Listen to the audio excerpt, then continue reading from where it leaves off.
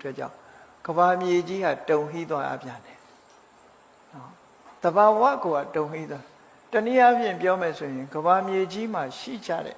တကိုးကြီးတဲ့နတ်တွေကဩဝပေးလိုက်တဲ့အနေနဲ့လည်းဖြစ်တယ်လို့ဒီလိုလဲဆိုလို့ရတယ်သို့တော့တဘာဝရှုထောင့်ကနေကြည့်မယ်ဆိုလို့ရှိရင်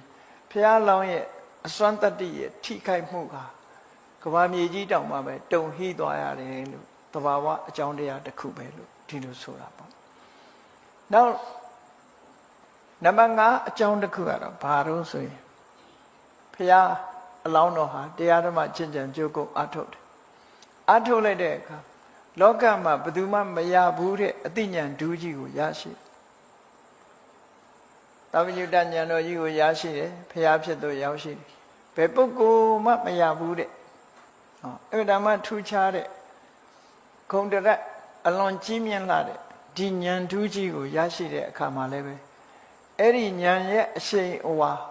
ဘလောက်ကြီးမားတယ်ဆိုတာစဉ်းစားကြည့်ကဘာမြေကြီးဟာတုံဟိသွားပြန်တယ်အဲ့ဒီချိန်မှာဒီလိုဆိုလိုတာပေါ့ဒါသဘာဝရဲ့ထိခတ်မှုတွေဒီလိုဆိုလို့နောက်6ခုမြောက်အကြောင်းကတော့ဘာလို့ဆိုရင်မြတ်စွာဘုရားဟာမိမိသိတဲ့အသိဉာဏ်နဲ့လောကသားတွေရဲ့အကျိုးအတွက်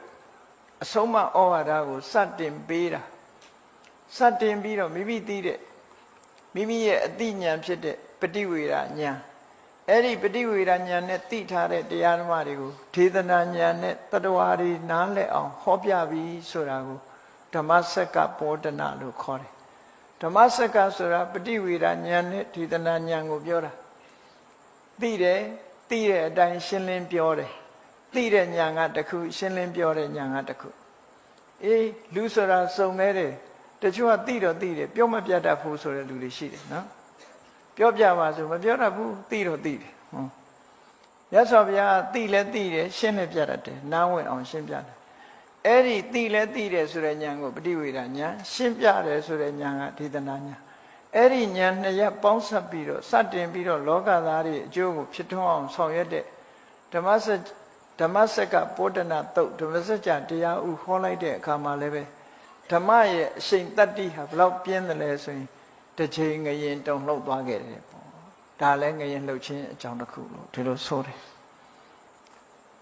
နောက်ခုနှစ်ခုမြောက်အကြောင်းကတော့ဘာလို့ဆိုရသော်ဘုရားသခင်ကိုရောမြတ်ဟာလောကသားတွေရဲ့အကျိုးအတွက်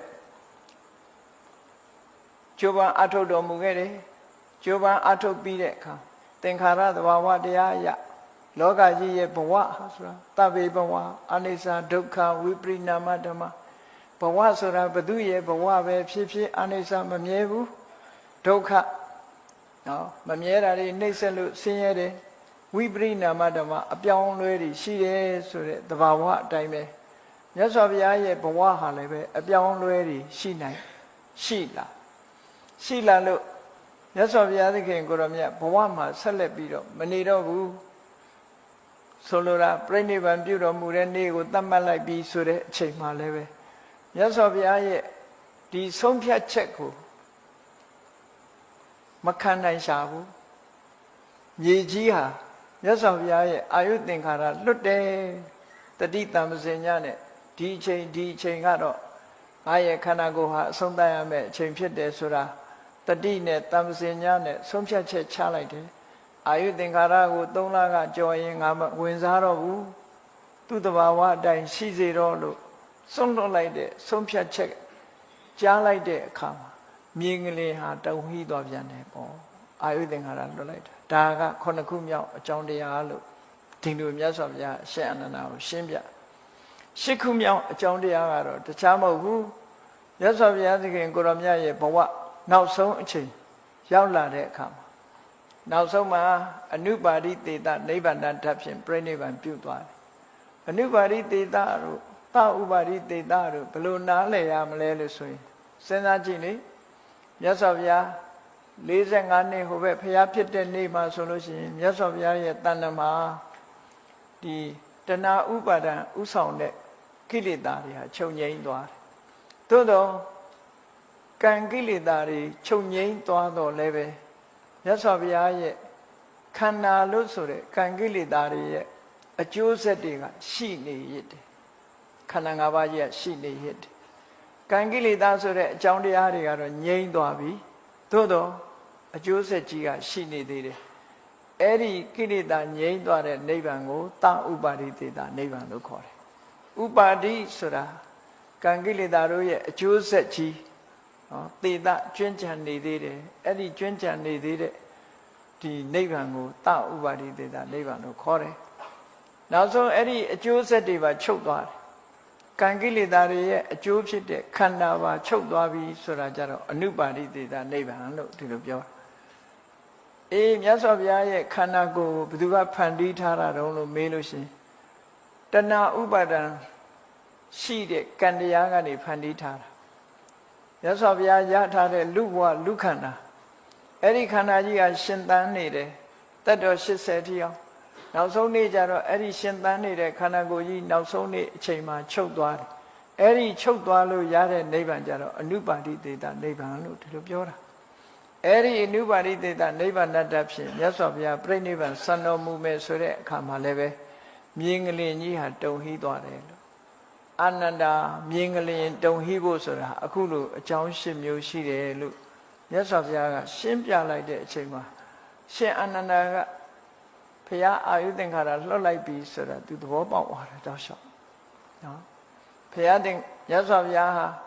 လူလိုရှင်းရှင်းပြောရင်သေဖို့ဆုံးဖြတ်လိုက်ပြီပေါ့နော်ပြိဋိဘံပြုတော့မယ်လို့ဆုံးဖြတ်လိုက်တယ်အဲ့ဒီဆုံးဖြတ်ချက်ကိုမခံနိုင်လို့မြင်ကလေးကြီးကတုံဟီးသွားတယ်ဆိုတာရှင်အာနန္ဒာသဘောပေါက်သွားအဲ့ဒီနောက်မှာမြတ်စွာဘုရားကရှင်အာနန္ဒာကိုအကျိုးသင်အကြောင်းသင်တွေဆက်ပြီးတော့မြတ်စွာဘုရားမှာတာမန်ပုဂ္ဂိုလ်တွေဆိုရင်သေဖို့ဆုံးဖြတ်လိုက်ရင်ကြောက်ကောင်းကြောက်မှာပေါ့တဏှာမကင်းသေးတဲ့ပုဂ္ဂိုလ်တွေကကြောက်စိတ်ရှိနေတတ်မြတ်စွာဘုရားကြတော့တဘာဝတစ်ခုကိုလက်ခံလိုက်ခြင်းသာလင်ဖြစ်တယ်ပေါ့ဟောတဘာဝတရားကိုလက်ခံလိုက်ခြင်းသာဖြစ်လို့ယန္တာပုဂ္ဂိုလ်ရဲ့စိတ်ထဲမှာဒီသေဖို့လဲမျှော်လင့်တာမဟုတ်ဘူးနေဖို့လဲမျှော်လင့်တာမဟုတ်ဘူး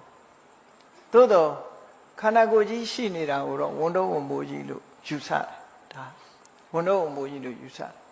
ဟုတ်မဟုတ်ကိုယ့်ဘာကိုစဉ်းစားကြည့်ပေါ့ခန္ဓာကြီးရှိနေသည့်အတွက်ကြောင့်မနေ့အိယာထားစပြီးတော့ညထီအောင်အားရလားမအားရမနေ့အိယာထားတဲ့အချိန်ကစပြီးသူ့ကိုတုတ်တင်ရှင်းလင်းဖို့အလုပ်တွေလုပ်ရတယ်စားတယ်လုံနေသမျှတွေလူတွေကငါအတွက်ဆိုပြီးတော့သာပြောနေတာကိုလုံနေတာတွေကဟောဒီခန္ဓာကိုယ်ကြီးအတွက်လုံနေတာလုံနေတော့ရောဒီခန္ဓာကိုယ်ကြီးကကိုယ်စကားနားထောင်သလားလို့ဆိုဘယ်ထောင်မှာတော့ကိုမအိုခြင်းပဲလဲသူအိုနေတာကိုမနာခြင်းပဲလို့နားနေတာကိုမဖြစ်ချင်တာတွေအားလုံးကိုသူကဖိတ်ခေါ်ပြီးတော့ဖြစ်နေတာကိုယ်ကိုဆန့်ကျင်ဘက်တွေလုံနေတာသို့တော်လုံတော်လဲကိုကဘာနဲ့တူတော့ဆိုသားဆိုသမီးဆိုကိုချစ်တဲ့မိခင်လိုပဲနော်ဒုက္ခတွေမျိုးမျိုးပေးချစ်လိုက်တာသူကအဲ့ဒါလိုပဲခန္ဓာကိုယ်ကြီးချစ်နေတဲ့လူတွေဟာသားဆိုသမီးဆိုကိုချစ်နေတာနဲ့အလားတရတူတယ်ဒုက္ခပေးတာကိုပဲဒုက္ခလို့ထင်ပြီးတော့ဒီလိုနဲ့ပဲတန်တရားတွေကမလွတ်နိုင်အောင်ဖြစ်ရတယ်ရသော်ဘုရားသခင်ကိုရောမြတ်ကခန္ဓာဝန်ကြီးကိုချလိုက်ရတယ်ဆိုတာဟာသူ့အတွက်မှာဝန်တော့ဝန်မိုးကြီးတစ်ခုကိုချလိုက်ရတယ်လို့ပေါ့ပါလန်းဆန်းသွားခြင်းသာဖြစ်တယ်ကြောက်တဲ့စိတ်မျိုးရှိတာမဟုတ်ဘူးသို့တော့ရှင်အာနန္ဒာရဲ့အမေကိုမြတ်စွာဘုရားအခုလိုငရင်လှုပ်တယ်ဆိုတာအကြောင်းရှင်းမျိုးရှိတယ်ဆိုတော့အခုဘာကြောင့်လှုပ်တယ်လို့မြတ်စွာဘုရားကရှင်းမပြောဘူးသို့တော့ရှင်အာနန္ဒာသဘောပေါက်လိုက်တာတော့ဘုရားအခုချိန်မှာဒီဖွာတော်မူတာလည်းမဟုတ်ဘူးတရေခတာလည်းမဟုတ်ဘူးဖွာတော်မူတာလည်းမဟုတ်ဘူးဘုရားဖြစ်တာလည်းမဟုတ်ဘူးတပည့်ဆက်ကြတရားဟောတာလည်းမဟုတ်ဘူးခုချိန်မှာတော့အာယုသင်္ခါရလွတ်တာဖြစ်ရမယ်ဆိုတော့ရှင်အာနန္ဒာသဘောပေါက်သွားနော်သဘောပေါက်သွားတယ်အေး